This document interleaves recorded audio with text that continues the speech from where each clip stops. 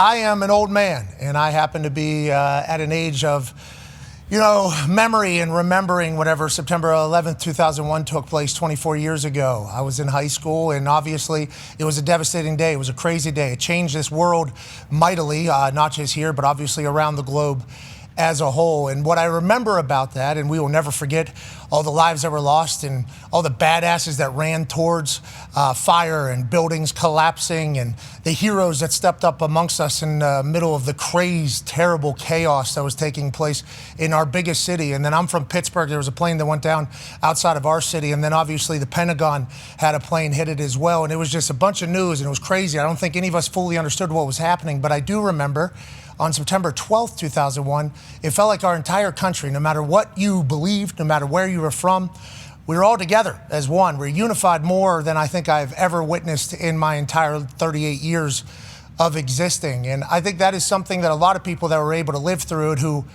believe in the good of people instead of the bad of people, we hope that we'll be able to get to that level of unification in our society at some point yet again. It's almost like we're chasing that in hopes that we can be I don't want to say everybody has to get along and everybody has to agree, but at least we can move forward without hating each other, which is seemingly what social media has done to us in a way that I don't know if anybody could have predicted whenever we thought that the entire world should be connected in the palm of their hands. Now, it feels like there's a lot of people that get satisfaction as being known as the most something, the most this, the most that.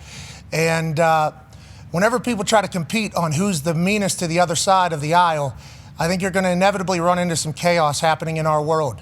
And I am not a politics person. I've been dropped into the political world a couple different times by my own mistakes, but also because of my own opinions. And it's a blender over there. And to be a person that wants to go in and stand on your beliefs and try to change the world and have the courage to do so, and also welcome and embrace debate in that world with how much anger there is, I think is a pretty admirable trait to have. So although I did not know Charlie Kirk, I certainly saw his clips from afar. I thought he was a crazy person for embracing and welcoming the interactions that he wanted on the topics that he believed so mightily in. But I also believe that he believed in what he was doing was making the world better. And I think the people that are willing to hear the other side and maybe extend a hand and maybe change their own opinion are the people that we should be modeling ourselves after. I am not always right. I am a doofus. I am an idiot that talks about sports, but I love hearing other people's ideas on things. Now, I am not in the politics world, and I know there's much more serious things out there, but in the sports lane that I live in, it is nice to hear the other side. So when I learned of Charlie Kirk on the internet, and once again, I did not meet him, I did not know him personally, I thought it was admirable to hear somebody who was so firm in their own beliefs, but wanted to hear why other people were against him. So yesterday, whenever we see a public execution of this man happen in all of our palms of our hands in real time, you can't help but wonder, damn, first of all, he has a family, he has kids, but also, are we a society that's really going to become that? Is that who we are? Is that what we're going to be, just strictly because we think that we're better than the other side? It's become a wild time, I think, in our existence. And hopefully yesterday was a pivotal moment for us on this September 11th, 2025, to maybe have a September 12th, 2001 moment.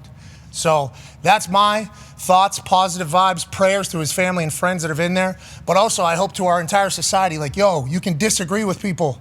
You can disagree with people, and you don't have to hate them or have disdain for them forever. Everybody has different backgrounds.